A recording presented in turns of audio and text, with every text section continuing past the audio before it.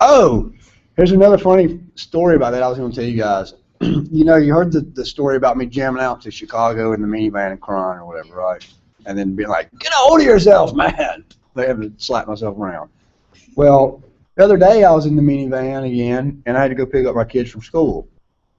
Well, I pulled up at this red light, and this person pulled up beside me on a motorcycle. And they had like all the leather and all that kind of thing on. And I didn't even, honestly, even now I don't know if it was a man or a woman. I really don't know.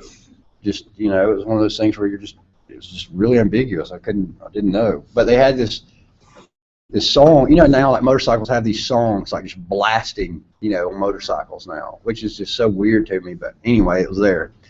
Well, so I'm in this minivan, and I'm really bad about driving around. Like when I like leave here or whatever, I'm really bad about never wearing a shirt or any of that kind of stuff. So I'm in my minivan on the way to the school to pick up my kids, no shirt on, hat on, sunglasses. Well, this person beside me, in a minivan, and this person beside me is blasting Bon Jovi, blaring it. Well, of course, probably nobody within a 30-mile radius, because you hear the thing. If you're in a 30-mile radius, you hear it, right? But nobody probably has a clue as to what that even is, you know, especially anybody under like 25 or whatever. Well, so like I hear it, and it's Blaze of Glory, in which I know you guys don't know, but that's the song, and so I start mouthing, I'm like, Blaze of Glory. Well, I look over, and the person on the motorcycle, because I didn't know, I wasn't paying attention, and so I was like in my minivan, no shirt on, you know, looking like crazy probably, and I look over, I'm mouthing, I look down, they're going like this, and then so I was like, I mean, what can I do? I had to give them a little thumbs up. So then, like, the light turns green, and they're like, and I'm like, in my minivan, and we drive off together into the sunset. So that's a good. But I immediately thought of you guys. It's like, oh, I have to tell my class this. I've had the longest conversations with people of ambiguous gender, and I'm like hoping, like through the conversation, they'll give me clues.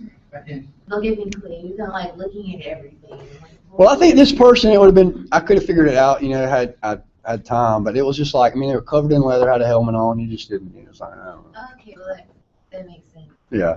Then you just like, you know, it will be like the nicest person ever. You're just like, I'm sorry, I wish I knew what you were, but so have a nice day. But yeah, I was just like, that was just a good story. Cause see, my wife always she's like, would you put a shirt on? Like, why do you have a shirt on?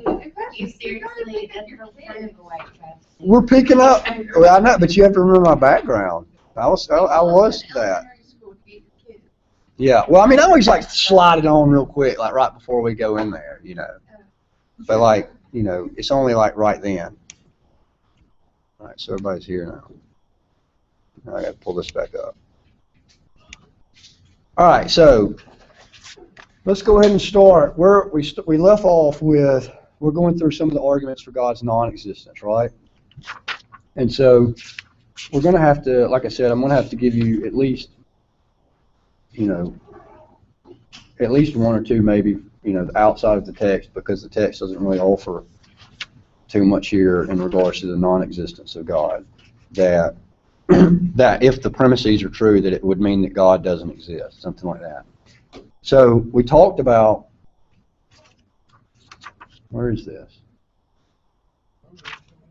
Oh, okay, on 95. So we talked about the whole proving a negative, why, you know, that's silly, you know, for theists or atheists to try to hide behind, right? Because you can prove a negative, most, you know, specifically or namely that if the concept itself entails some sort of inherent contradiction, if there's a contradiction within the actual idea or concept. So, for instance, like a married bachelor or a one-ended stick or a square circle, whatever, that kind of thing, right?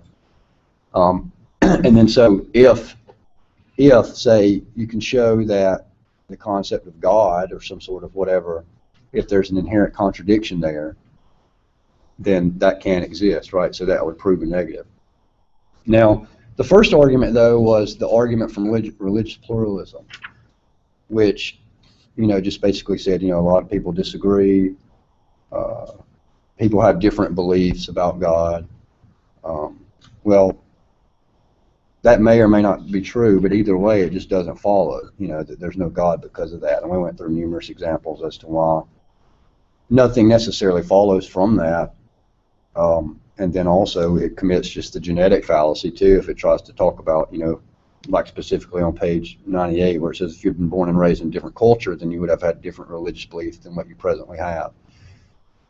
Which again, one is this genetic fallacy that doesn't have anything to do with whether they're true or false, and then two, it's just patently false.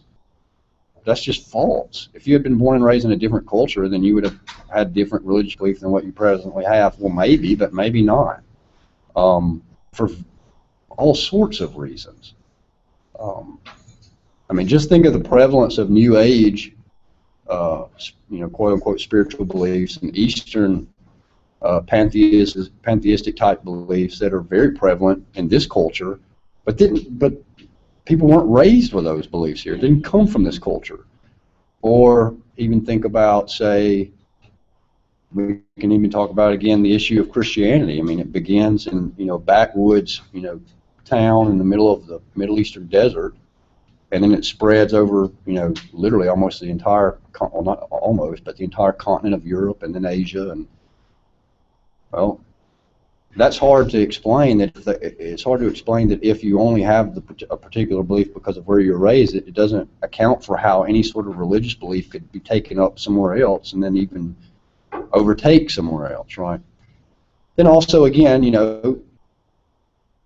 we'd said if you had to raise your hand in this class, which we're not going to do, but if you had to raise your hand, probably about half of you would be Christian, probably about half of you wouldn't be, something like that.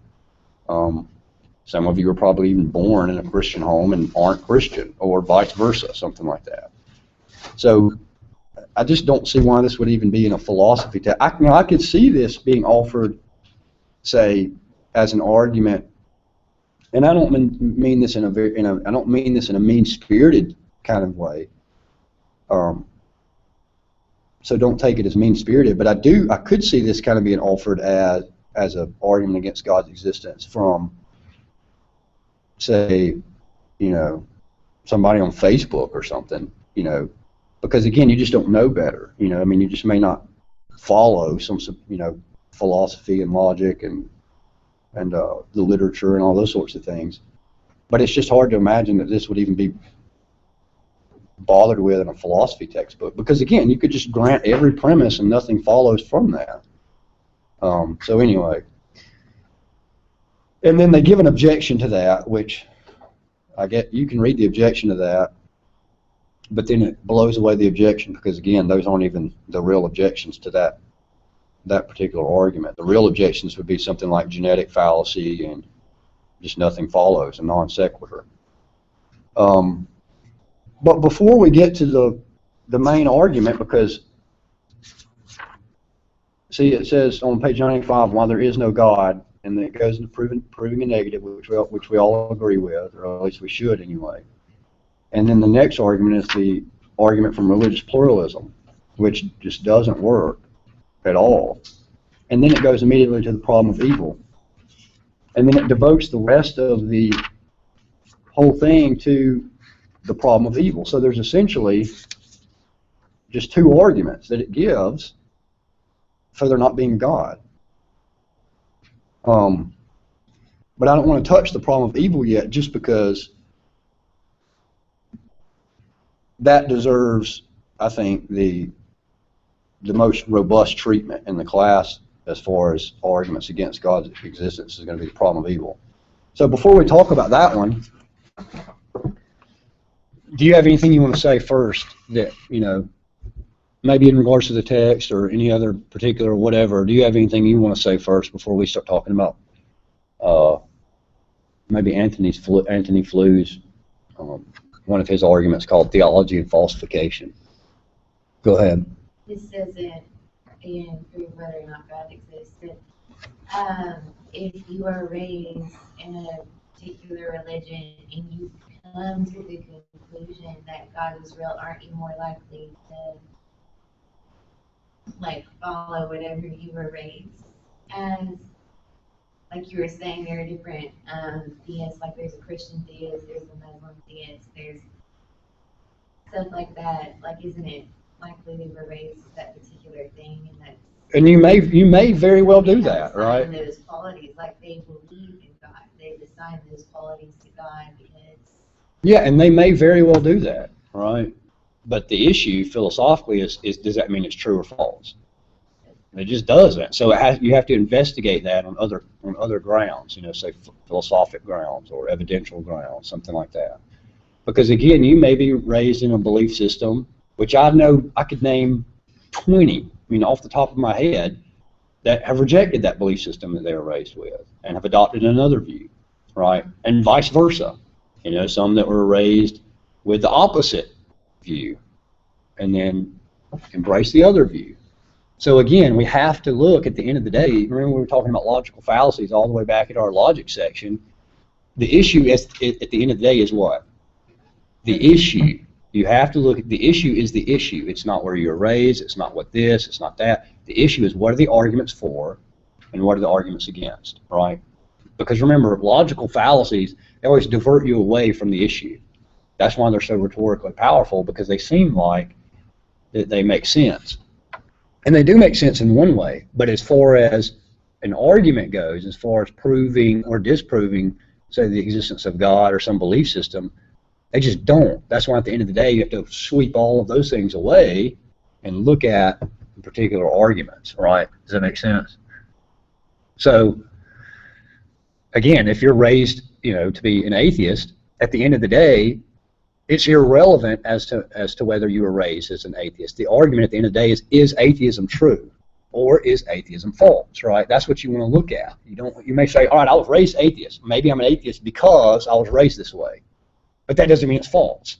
I still have to look to see, because it may be true. So can I look at arguments for atheism and see if atheism is true and then still hold to that belief? Even though I was raised that way, I still thought about it, I still looked at it, and it turned out to be true as well, right?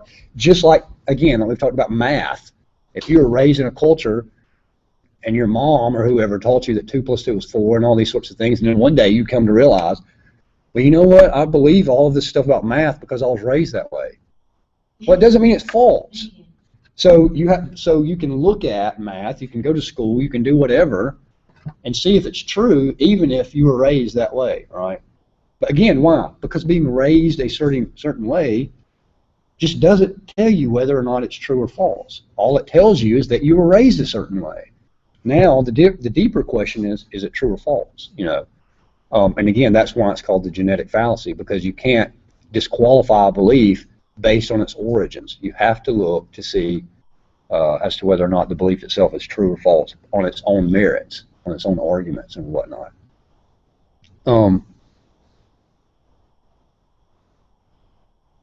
Anything else? Yeah, go ahead, Andrew. Are you going? Yeah, let's go. Yeah. That's what I'm talking about. I thought about doing David, and I'm like, Wait, you don't want to go to there? I don't want to be first. I don't want to be first either. Thank you for hearing this. Thank you for being a I man. don't really know how, like, we're just talking. It's like, Yeah, you just get right here at your little. that's good. You get right here. Got nice clothes and everything. We both got on the same kind of shoes. All right, Yeah. let's see. All right, let me get my pen out. Timer? I'll time it for you. Well, that Basically, way I can kind of keep track. yeah, you can just go up here. So when you start right there, we'll mark off 10 minutes. Let me get a pen right here so I can mark off your rubric. All right. Where's a pen? Where is a pen? You flying caveman. All right, come on. Are you serious? All right, who's got a pen I can mark? Piper, my trusty aide. That was terrible. That's 2025 for your presentation. Piper, you always come to the rescue. All right, I'll do it right here. Go ahead. All right, You've so got, I'm looking at. you're looking at roughly a little after 7. I can't really see it from this angle. I can't see you, my love. All right, guys.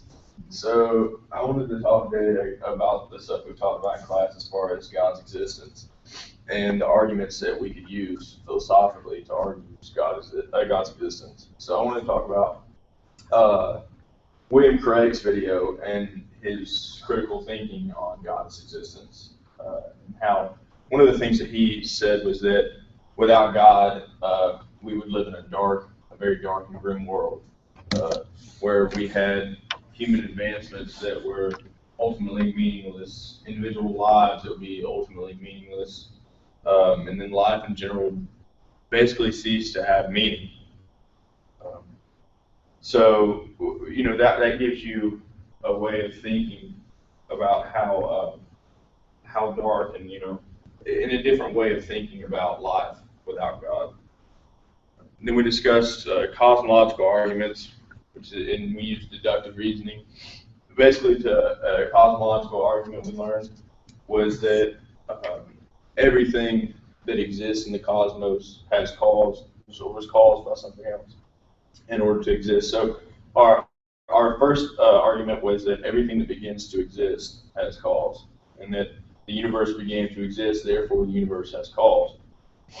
Well, basically what we're saying there is that everything that begins to exist has something that caused it to exist. And the universe began to exist, so therefore the universe was caused by something. So then I get further into the cause of the universe and talk about how whatever caused the universe had to be something that was timeless, immaterial, infinite, or not bound by spatial limitation, and all-powerful.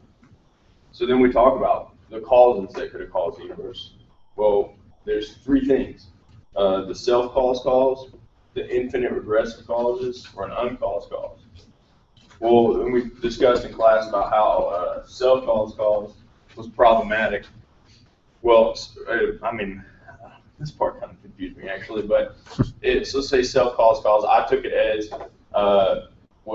in order for you to cause yourself to exist, wouldn't you have to exist in the first place? So that seems problematic. And then we discussed the infinite regressive causes and how that was also problematic. So then we narrowed it down to our only real option was an uncaused cause, which then we labeled as God. So, God existed, God caused the universe, and nothing caused God to exist. It simply existed. Then we went further into that and discussed whether God would be a personal God or a non-personal God. So we discussed how, because if the cause of the universe was eternal, well, then the effect must also be eternal as well, if God was a non-personal God. And then we described and talked about how God interacts and can make changes in different points in time. Well, that would make God a personal God, wouldn't it? And so if God was a non-personal God, well then what would happen? So the world would be created and we just sat down and watched from afar. Nothing would change and everything would be eternal just as the cause. So then we talked, after that we moved on to God and objective morals and values.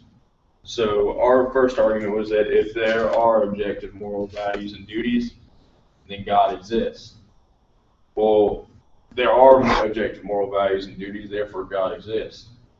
So, a lot of people could argue that, okay, let's say you would say, well, their objective moral values don't exist. And I would say, okay, well, then like we talked about in class, well, then you have Hitler, and the SS, and the Jews. And the Nazis. They murdered millions of Jews. Yeah, sorry. They murdered millions of Jews. Got those Jews murdered. Yeah. Anyway, so you have Hitler and the Nazis, that murdered millions of Jews, and just because Hitler and many of the of course not everybody's going to agree with everything, but the Nazis believed that it was the right thing to do. Does that mean it was right? No. No matter what certain people think, it was still wrong. So that people would say that, and that's how I would argue back on that. And then I could go on further to argue that the objective morals and values, how those are related to God's existence. Well, then we discussed in class, well, who's to say that people can determine just what's right and wrong and set moral values? So just because something's right for you doesn't mean it's right for me. So then there has to be some kind of all-powerful being that sets forth the rights and the wrongs.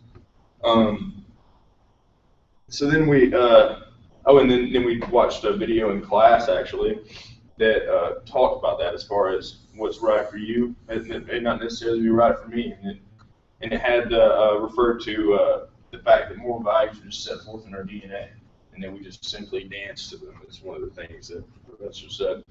And the video reduced it to the absurd to show you that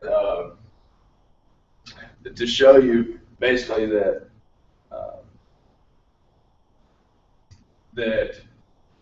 I'm sorry, yeah, That was Satan calling you right now. Okay, anyway, so the video is basically to show, though, that the absurdity of moral values being set forth just simply by our DNA. Just because, one thing was right to him doesn't make it right. So then we'll, I go into further talking about God and moral values. And we talked about how there are two things that could have happened. So God created things and decided that he was going to make this right and he was going to make this wrong. But then we discussed how that's arbitrary. Now this part is actually a part that still kind of confused me, but we talked about how that would be arbitrary because he what's to say that he didn't, why did he make it vice versa? Why did he make murder right and marriage wrong? So, and then we also discussed, so if that's not the case, if that's not what happened, so then simply things already existed and God just recognized that they were right or wrong. Well, then that's problematic, at least against monotheism, because then that means that there would be a standard above God. So then we went further into it. Sorry, and talked about arguments for reason and atheistic evolutionism, and how that belief was that our sole purpose for everything is to reproduce and survive, not for truth. Which is when we went into further and talked about the man who thought he was a pigeon and the man who just didn't jump off of a bridge. They had one man that didn't jump off of a bridge because he knew that if he jumped off, he would die. The second man believed that he was a pigeon, but he didn't jump off because his wings didn't work anymore. Now, it's both of those got to the end conclusion of survival. But does that mean that it was true? No. So, we can argue that by saying that. Hold on a second. Sorry. And then we discussed that that atheistic evolutionism believes that there's no purpose. There's virtually no purpose other than our mind in order to reproduce and survive, and that consciousness is an illusion, which is also contradicting because, well, first off, you would have to be able to distinguish the difference between illusion and reality, which you can only do with consciousness. So that's contradicting. And then we discussed about how we would reasonably think that there's a God because there has to be a mind behind the mind, at least as far as God being the mind behind our mind and our thought processes. You're fine. Do you want to take objections now? Yeah, let me take objections. So the moral problem of God's existence, it's very disturbing to imagine a world where there is no such thing as morality, and someone who is straight up atheists would argue like there is no such thing. It's more like this is a socially advantageous thing or a socially disadvantageous thing, but just because it's disturbing to imagine that morality is just like a man-made concept, and that's why it does vary, like it varies so different across like cultures and across people. That isn't, you know what I mean? Like just because it's hard to think about doesn't mean that it's not necessarily true. There may not be an objective morality, and that's one thing that I think that argument kind of relies on is like, oh, like I don't want to live in this world where like there is no like punishment for the rapist, but very well may be true. There may not be something over that.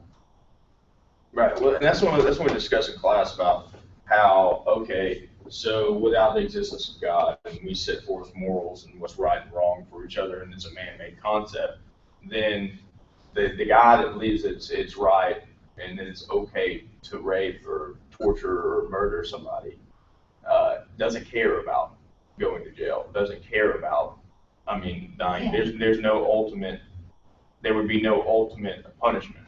Yeah. Right. So wouldn't that's the reason that we discussed that the existence of God would be crucial, because then there would be an ultimate punishment for those things. And those morals, the right and wrong values that we have would be set forth by a higher standard than just humans. But she's saying that just because you want it to be that way doesn't mean that it is that way, is what her objection is. Isn't that a human need? Like What might you say to the that? guy did a terrible thing. Like he needs to be punished. That's a human need. That's like me saying, oh, I want this, like I want him to burn. Like a guy rapes somebody, I want him to get raped too. Like that's my personal opinion, but that's my opinion. That doesn't mean that, you know what I'm saying? Like Right. just because you want them to be punished doesn't mean they should be. She's saying that there may not be objective values and duties just because we want it to be that way. Well, So what would you say to that? Well, an objective value and duty is something that's right or wrong, no matter how you feel about it. Right, They may not but she's exist. saying that they may not exist. She's saying that they, just because we want it to be that way, they may not necessarily be there. Okay. So, Well, I mean, I think another I'm thing trusting on this ours. is if you look at like things that have happened throughout the years. I mean, I'm old enough to remember some people. Okay, you're right. I'm 23, thank you very much. You made us sound like you're like 50. No, but I remember because I remember I was still young. Well, I was. all right, stay on topic, stay on topic. I remember when 9/11 occurred, and a lot of people believed it was a good thing. Some people still do believe it was a good thing. We think morally that it's wrong. We think morally that killing people to send a message is never good. But there's some people who do. And that drives home a really powerful point on exactly what is objective morality and doesn't exist. If there's people out there in this world who think of that kind of thing that we all hold as being objectively wrong, see it as objectively good or okay or acceptable, at what point is it really objective or is it entirely subjective? He's saying people disagree on objective rights and wrongs. And to a very powerful degree, because if I can say that I believe in something that is very terrible, and be sincere in it, does that mean that there is still an objective okay or not okay, or does that mean that's entirely based on your purview? What might you say to that? Which wasn't that one of the reasons that we watched that video where he reduced it to absurd to show that? Well, what they're basically doing is biting the bullet. And they're saying like, oh crap, that's scary, but he's right. Like there really is no, that doesn't I exist. don't think it's okay to kill people. I'm not saying that I agree with that. Yeah. But what I'm saying is that there's people out there who genuinely believe it's okay. Some people think jihad is okay. So what would you say to that? Well, I'm trying to remember how we talked about arguing that.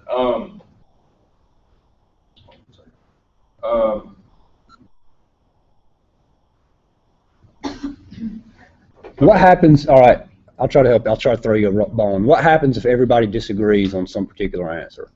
Isn't necessarily. It doesn't mean that they're necessarily correct. Tell them that. Yeah. Okay, just because everybody disagrees or everybody agrees on something doesn't mean that it's correct, right? It doesn't mean that it's, like I said, it doesn't mean that it's like if you can have the entire class agree that murder's okay. It doesn't mean that they're right. Oh, of course not. So you might say something like, is it more plausibly true that to rape children is wrong, or more plausibly true that that's an illusion? You might say something like that. Say it to them. Wait, repeat. Is it more plausibly true that to rape children is really a wrong thing, or is it more plausibly true that that's just an illusion? Which one is more plausible? Right. Well, obviously, it's more plausible than to. Am I supposed to repeat what you're saying? I would just ask. Yeah, I would just ask that. It's probably what I would. Oh, is it more plausibly true that the rape children's wrong, or that it's just an illusion? Okay. That's a You don't have good to raise your point, hand. but again, it just may be very, very, like, it's more likely that it's socially disadvantageous to rape children because it's not good for your society. But again, that does. But it is good for some societies. It is. Sure, absolutely. It has been up till Christianity swept through and took everybody, remember? Vikings did that all the time. That's actually not wrong. Didn't hurt their societies. That's the word part. It's not wrong. Really? A Yeah. lot of them built their societies upon that kind of thing. Look at Genghis Khan. Look at the ancient Greeks. Like, it was Oh, yeah. They have nice to do that to little boys. It was just a part Does of that make that right? Just because they all agree that that was correct and right, does that make it right? But because No. you say it doesn't make it wrong. No. Okay, but so objective moral values and duties. So we could go by that by saying that, okay, so everybody in here agrees that murder's right, right? Well, it doesn't make it right. Just because you believe that, you could have an entire country believe that it's okay to, have mass genocide, kill everybody else. Does that make that correct? No. I understand. So an objective moral value, I guess we could say, is that, like Professor was saying, it's more plausible that it's wrong to rape children than it is that that's just an illusion. Also, an objective, can we say that that deep down everybody knows what's right and wrong? Well, That's kind of set within that's you. the whole problem. That's the What you- standard you're trying to go by. But what I'm saying is that not everybody sees it that way. And because not everybody sees it that way, your entire argument is based on the premise that everybody inside knows right. Okay. See, that's a That's common the case. objection. So what might you say to that? Oh, actually, repeat that one more time. What I'm saying is that the standard you're going by, the premise you're going by is that everybody on the inside knows right and wrong. That there's an objective one that everybody knows. But from what we see from most cultures and people, that's nowhere near the case. In fact, very much so the opposite. Even from just our history. Well, how come then that you have, so you have cases plenty of times where you have a serial killer who murders many, many people and they believe that that's right? But then eventually they end up going and turn themselves in because they feel guilty for it. Some do, some don't. And if they don't, what they do, they kill themselves, or they write a journal about how they feel guilty about it. Some do, that's my point. Some do, but not all of them. What I would probably do, you did a really good job, by the way. Good job. We'll go ahead and let him off the hook. Give him a hand. You did good. You did good. I was hoping we were going to argue a different one. Other than that, well, I had almost half a page of objections I was going to throw at you, but your class did good, so. But you can throw some more if you want. Well, I mean, Well, well, we got to this get, is point. we've got to get through some more arguments, but you did good, so. Did I make a good grade? But yeah, you did Yeah, really well. got it, 5 out of You checked all the rubric off. You did topic in class. Your presentation's neat. You fulfilled the time limit. You interacted with objections. At least tried to. And so, you did good according to the rubric. Yeah, I went first in my speech. You should go now. But let's go ahead and talk. I'm glad some of you guys brought up some of that stuff because that raises some interesting points. That what is one of the axiomatic principles of philosophy? What is one of the things we like to do in philosophy? Is to challenge what? Everything. Assumptions, right? Challenge assumptions, right? So, for instance, I heard one assumption tossed around pretty frequently that I want to challenge that. I want to say, all right, well, wait a minute, why should I think that? So, for instance, let's say when someone says, everybody disagrees as to what's right and wrong. I think that's patently false. Why should I believe that? Why should I believe that everybody's confused as to what's right or wrong? For instance, look at it this way. Let me try to paint the objection, at least I'll go with Popper's objection. We thought it was wrong to fly a plane into a building, right? We thought that was wrong. But bin Laden thinks that's right, right? So we think something's wrong, clearly wrong, and he thinks something's clearly right. So we both disagree on something that's supposed to be obvious as to whether it's right or wrong, right? But is that true? Does he really think that that's right and we really think that that's wrong? Is that true? Because what's your fundamental assumption there? That it's wrong to what? I would say both of them agree. I would say our culture and his culture completely agree. How do you think I'm going to try to do that? Why do you think that's wrong, to fly up the buildings and planes? Just murdering thousands of people is wrong. So what's another way to say murder? Or when you say murder, what does that assume? Killing other people. Killing what kind of people? What? Innocent.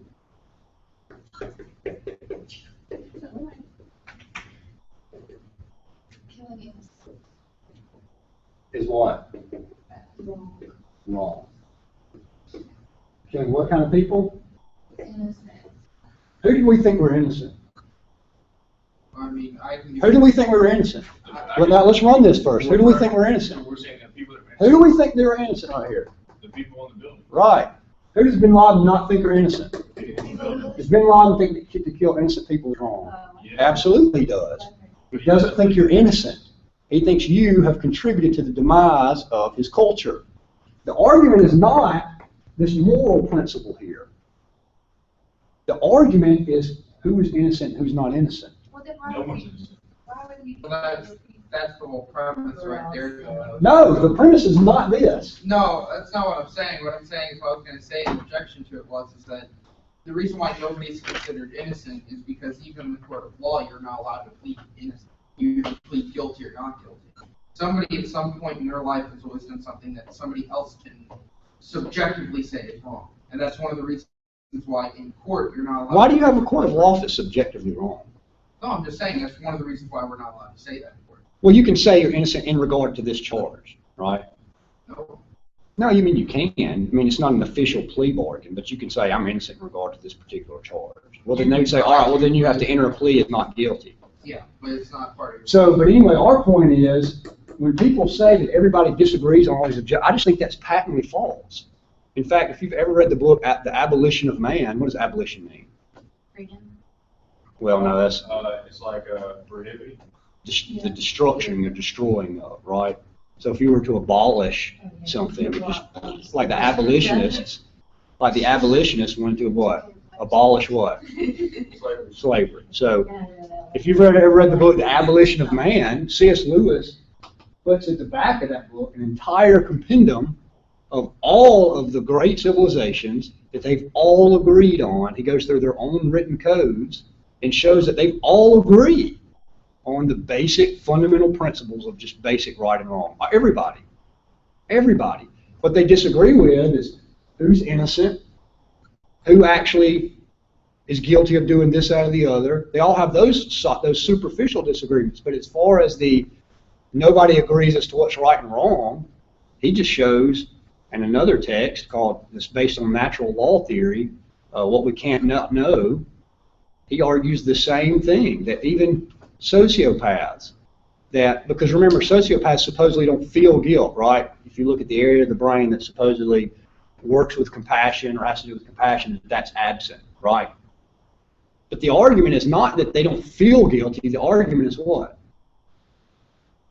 That they know, right? Which is why they have to hide their actions, which was why they know that what they're not doing is right, but they just don't feel any compassion. Doesn't mean they don't know it. Remember, those are two philosophically separate categories. For instance, right now, another popular example is that well, look, they burned witches, when they thought that blah, blah, blah, blah. We don't burn witches anymore. So we completely disagree as to what is right and what's wrong. They used to burn witches. We don't burn witches. See, morality changes with time, and it changes with cultures, and so on and so forth. But again, what's the problem with that? What did people believe that witches were doing? Bad stuff. Bad stuff to people. That they had the power to curse you, to kill you, possibly even worse, whatever. Well, people still believe that people that do bad things to other people should be what? Punished, right? In some shape, form, or fashion. The problem is you don't believe in witches anymore. The moral axiom never changed. What changed? Just the idea of whether or not witches exist, not whether or not people that do bad things to other people should be punished. And so that idea has been challenged over and over and over by atheists, theists, agnostic philosophers over and over and over to show that cultures don't radically disagree as to what basic right and wrong premises are. In fact, who always wants to bring it up? Anthropologists and sociologists, because they're looking at descriptive behavior, not prescriptive. And that's what we'll talk about in ethics when we get to that. So, well, Because if you saw a culture that completely disagreed with moral principles, you would see a culture that literally lauded things like cowardice or running away in battle, things like that. We don't see any cultures that are killing completely innocent people that have nothing, have done no wrong. You'll always see cultures agreeing with all of those basic things across the board, and then you'll see them getting into arguments about who or who isn't actually innocent, who or who isn't actually human, those kind of things. All that kind of stuff. You just don't see that across the board. too, it's not that they don't know that they're guilty, they just don't feel guilty. Well, that's a sociopath. Yeah, right. Sociopaths, it's not that they don't know, they just don't feel. And people, oftentimes, some of the most brilliant people that we have will confuse those as if they're the same category, and they're just not. In fact, I've done things that I didn't feel bad about at all. At all. But I knew they were not what I should be doing, so I just probably ought not do that. But I didn't feel bad about it. Now, the problem is that's just sociopath times 60, in regards to heinous acts. But even more, let's say that someone says that, well, because I think this is the fun stuff. I wish that this is the kind of stuff we would, you guys would do all semester, is when we say, well, just because we don't necessarily like these actions, that doesn't mean that they're wrong. Right, okay, that's possible. But now you've got to give me an argument as to why they're not right.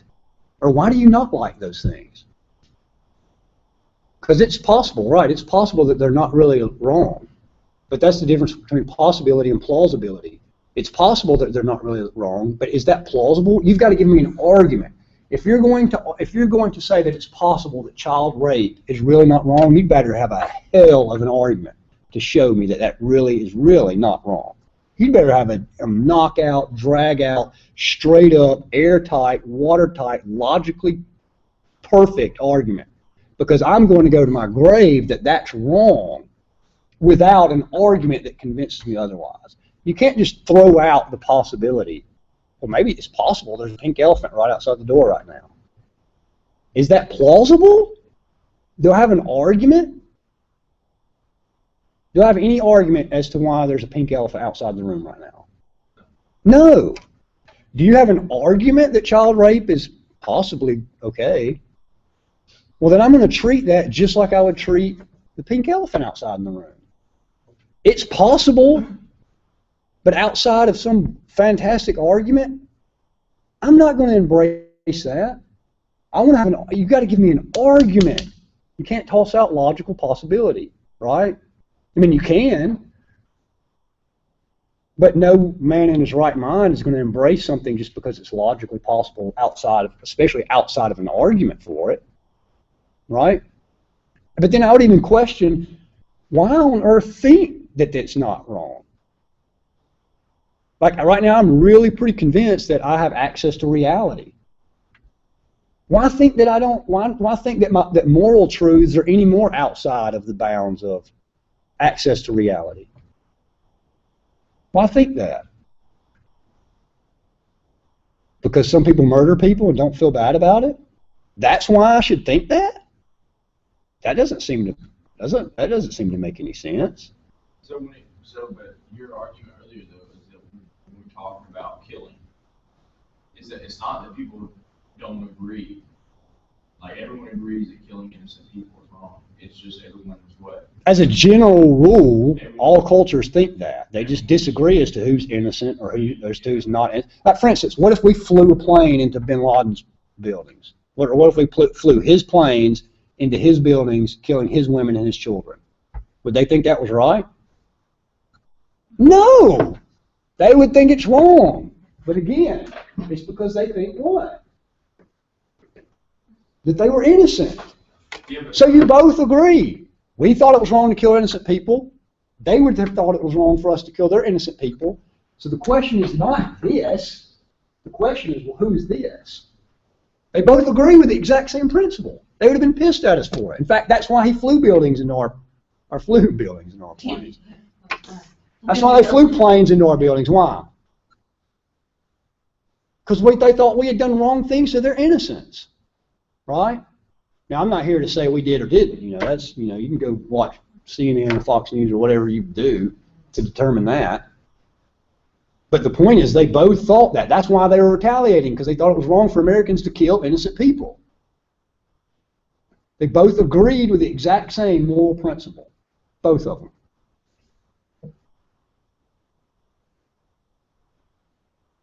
Anyway, let's get to the argument against God. So let's look at theology and falsification. This is Anthony Flew. He was the #1 philosophical atheist, probably the entire 20th century. Arguably one of top 2, top 3 at least. But he has an essay called Theology and Falsification. Now, what time is it? Now the bad news is, again, this argument doesn't necessarily disprove God's existence, but I think it is a very good thought experiment that theists really should take seriously in an effort to examine your beliefs. Now, Flew wants to say that basically what this whole argument does is it makes the position of theism unfalsifiable. What do I mean by that? You know what I mean, Puppy? Yeah, you can't disprove it. Right, and Flew would say, well, if you can't disprove it, then you can't what? Prove. Right, is if nothing counts against it, then what? Well, it's the argument that anything that can be asserted without evidence can be questioned without evidence. No, it's not that. That's kind of I'm saying it's a similar premise. This whole point is to say if nothing counts against it, and you'll see where he's going with this when we get in an argument. If nothing counts against it, then nothing can count for it. Meaning that if I can say right now there's an invisible man standing right there in the middle of the room, and then you say, well, how can we know that? And then you say, well, can we see him? I was like, well, no, he's invisible. All right, well, can we touch him? Well, no. I mean, every time you go to touch him, he just moves over there. Well, did he leave any footprints? Well, no, he doesn't leave any footprints. That whole kind of thing. Well, then, so finally you say, well, if there's no way to tell that the guy's there in any shape, form, or fashion, then why even posit that there's a person there at all anyway? Like, it's a completely unfalsifiable position, right? So, Flew, with this argument, wants to try to show that in regards to theism. Now, his first example is this. He says, imagine a garden. It's very similar to this. Now he says, imagine a garden. Imagine these two guys are walking through a garden, these two explorers or whatever. Not through a garden, I'm sorry, through a jungle. As they're walking through a jungle, they come upon this garden. I mean, literally, like it's just wild, undergrowth everywhere, just completely just discombobulated, just a mass of just, again, undergrowth and mess and all this other stuff. But then all of a sudden there's just this clear-cut, perfect little garden. Perfectly manicured grass, perfect little arrangement of flowers, little fountain in the middle, you know, with water, you know, all this kind of stuff. It's just a fantastic little place. Well, so one guy says, oh, well, there obviously must be a gardener here. How did this get here? And the other guy says, well, I don't think there's a gardener at all. Well, so they said, well, all right, we'll test this out. We'll put up an electric fence around the garden. Well, first, before they do that, they just sit around and wait for the gardener to show himself, right? Well, he never does. They never see the gardener. They wait a couple of days. They never see anyone. So the one guy says, there's no gardener. He doesn't come around. The other guy says, well, no, there's a gardener. He just hasn't come here or whatever. Well, then they say, well, all right, let's test this. So they set out some, you know, they both smoke pipe, so they set out their ashes, you know, around certain things to see if they can detect his footprints or whatever. Well, they never detect any footprints. So the one guy says, look, there's no gardener. You know, we've looked for him, we don't see him, and we put out ashes, there's no footprints. You know, how can there possibly be a gardener?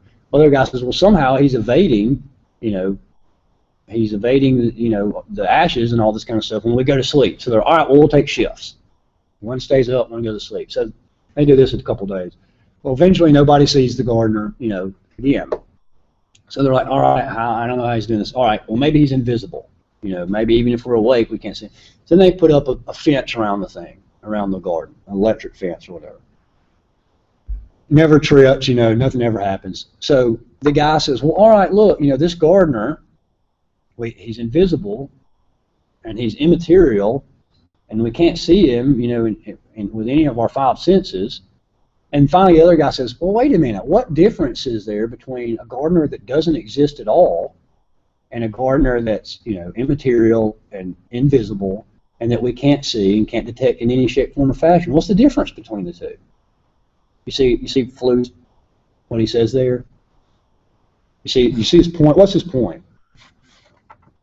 Before I give the next example of that same argument, what's his point there? If God is immaterial, invisible, all these things, like, it would be easy for people to say he doesn't exist because if you say something else. Or why even posit it? Yeah. Right? That's what Flu's saying. Why posit that? Because what's the difference between the two? If there's nothing that you can see that's a measurable difference, and you can't tell if it's there or not. Right. Right. Now, I think that's the weak. That's his first example. I think that's kind of a weak example. I think his next example is better, and what I really think the theist has to take seriously. Now, what do you think might be the weakness of that first argument?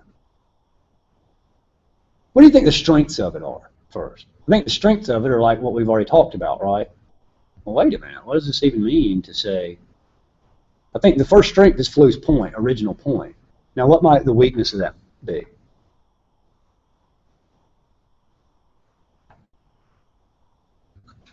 Well, maybe so if he's like a all-powerful, invisible gardener, and he's saying what's the difference between him and All-powerful, invisible gardener. Okay, so but let's say Green thumb.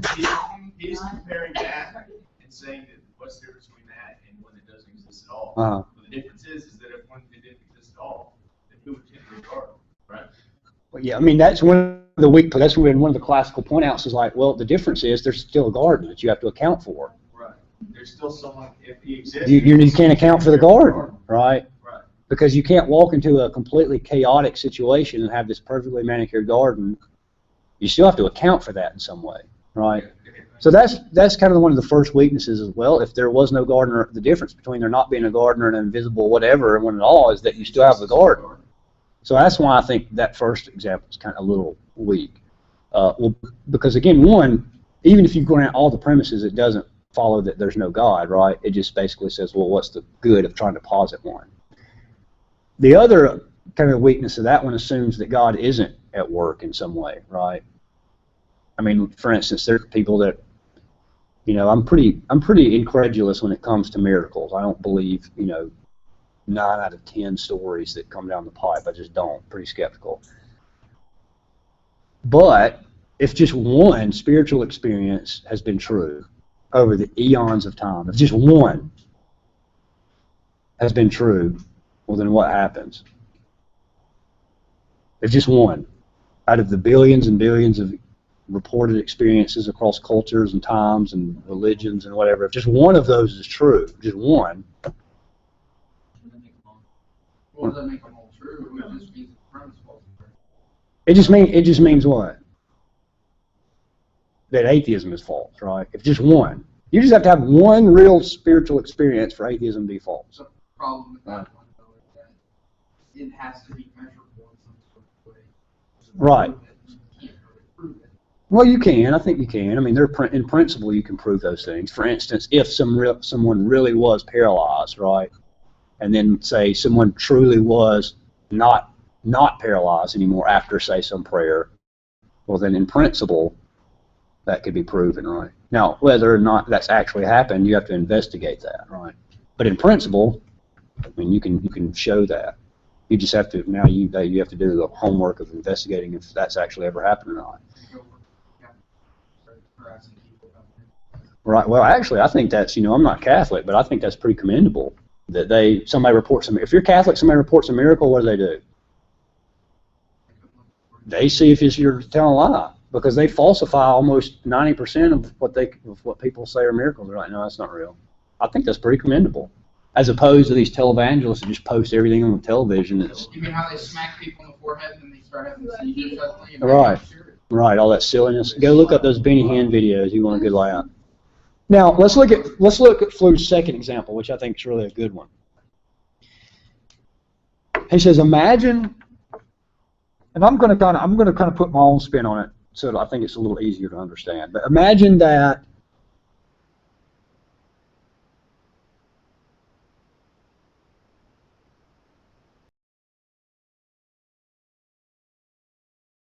let's say both of the men both get sick.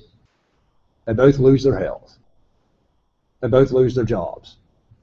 And as a result, their families leave them. So it's the exact same situation for both men, right? We all on the same page? Now the theist has said to both men, God loves you and has a plan for your life. Now, let's say man number one, let's say that his health is restored, and his job is restored, and his family returns to him. The first man. Now, the theist guy's telling both of them this. The theist says God loves you and has a plan for your life. Now, let's say the first man, his health is restored, his job is restored, and his family returns to him. And the theist says, see, God loves you and has a plan for your life. Well, now let's say that the second man, his health,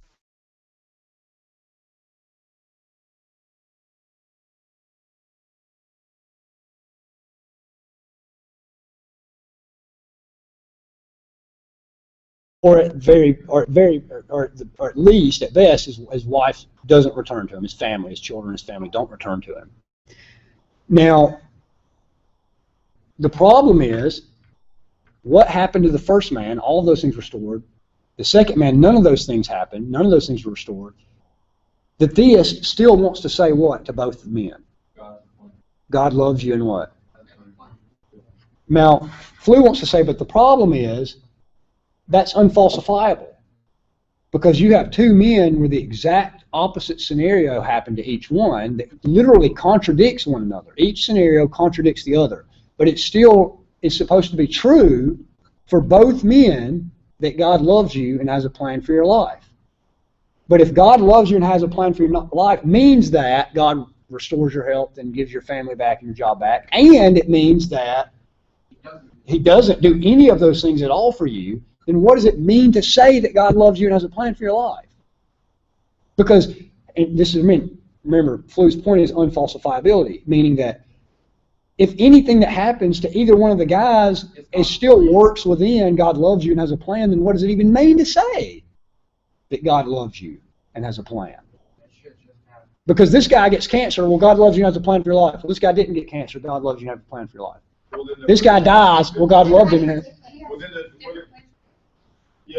That's what the theist was saying. The theist would also then say, well, who's to say that man doesn't end up in the hospital and bring, 3 nurses to God or something like that, and that was his plan for his life. Well, but Flu's point is to say, but you have to qualify it so heavily that the phrase starts to just crumble under, it's called death by a thousand qualifications. Meaning that, well, what does it mean for God to love you and have a plan for your life? Well, it means this. So it means that God will take care of you. Well, no, it doesn't necessarily mean that God will take care of you, health-wise. Well, okay, so it means that God will take care of your job-wise. Well, no, it doesn't necessarily mean that God will take care of you job-wise. Well, so it means that God will take care of your family if your family gets sick. Well, no, it doesn't mean. And so by the end of the day, it's like, you've qualified that so much that I don't even know what it means anymore And then, to say that God loves you and has a plan for your on life. top of that, the response to that argument is usually, well, he has a plan because he has a plan, and then it just doesn't beg the question. Then when you can't even go further and say, well, then okay, if God has a plan and God predestines everything for you, then choice is just an illusion. Well, here's the thing about that one. What's that? What's that? Say that Choices in again. your life are just actually. That's predeterminism. Well, I don't think you want to do that. I mean, because both, neither worldview wants to say that because, I mean, one, if everything's predetermined, then the atheist can't get onto the theist for even being a theist because even that's predetermined, right? You can't argue someone into the theist camp if everything's just predetermined. And then on the other hand, if you're a strong Calvinist or whatever, if you think that in the hyper Calvinist or whatever, and you think that everything's completely, absolutely, thoroughly predetermined, well then, I mean, that just has its own baggage that you're going to have to deal with. Yeah, depending on what denomination you are, if you're in Christianity, and argues against a lot of the premises of free will, at which point God can't really punish you for anything. It's not your fault. Well, they say, to be fair, well, we'll have to get into that later. Well, I mean, We'll have to get into God- that. I was just curious in front of. But I basically agree with that. But I want to be fair to those guys, so I'd have to qualify some of that. But I essentially agree. What were you gonna say? I talked to a guy like that, and he was so like, oh, God decides whether you go to heaven or not. Like, it's completely has nothing to do with Well, you. And I'm like, so am I going to hell or not? Right. Tell me, like, All right, what I would say, how do I'm you sure know? you're going to heaven, right? Like, you were chosen. Well, I would just ask that guy. How do you know that you're going? Like, you see what I'm saying? Oh my gosh. Well, and then it also begs the question of why bother worshiping if you can't do anything about it. Right. Yeah, I agree with those sentiments. But anyway, real quick before we leave. Can I have my pen back? Yeah. Some kids do it, some kids don't, like, stuff like that. I want you to think about. I want you to think about. I mean, you can use the first example if you want, but specifically, I think the second example is what has to be looked at because why do you think that second example is a problem right now? Because people like to use that cop-out excuse as an argument. Well, one, because this whole health, wealth, prosperity gospel stuff, That's what right? I'm saying. It's always a cop-out to the argument where it's just, well, your life's not on track. Well, God still has a plan for you and deal with it. Now, but why would the classical theist not necessarily have a problem with Flu's argument right here, number 2? These bitches ain't shit. They probably wouldn't word it that way. They would essentially not have a problem with this one right here. Why? Like, that's the Welsh.